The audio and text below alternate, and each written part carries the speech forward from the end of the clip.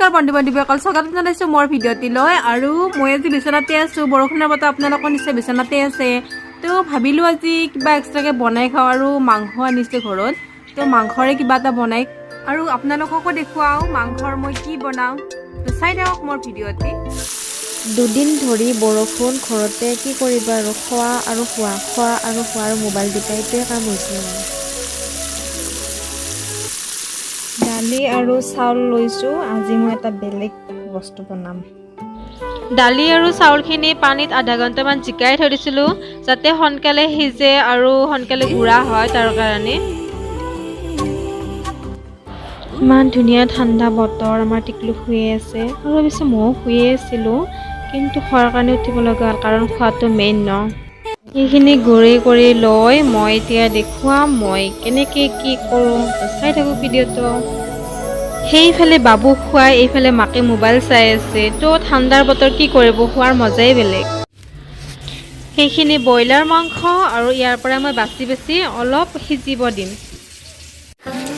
যিহেতু মাংস আমাৰ জুইতে বনাব গতিকে মই জুই ধৰিলোঁ আৰু জানেনে মাংস সদায় জুইত বনাই খাবচোন তামাম টেষ্ট হয় গেছতকৈ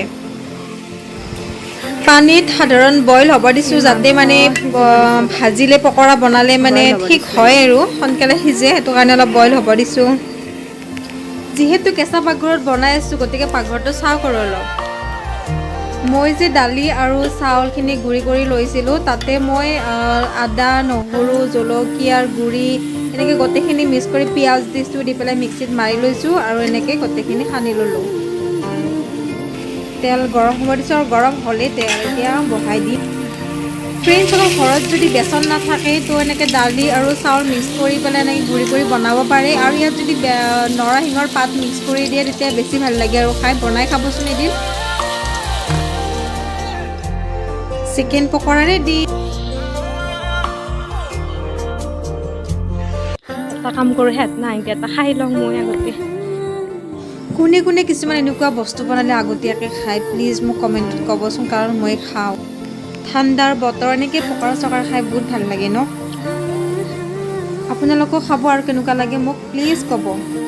বন্ধু বান্ধৱীসকল কেনেকুৱা লাগিলে মোৰ ভিডিঅ'টি আৰু ভিডিঅ'টো যদি ভাল লাগিছে লাইক কৰিব কমেণ্ট কৰিব আৰু ছাবস্ক্ৰাইব কৰিব নাপাহৰিব ছাবস্ক্ৰাইবৰ চাইডত যিটো বেল আইকন আছে প্লিজ বেল আইকনটো অল কৰি দিব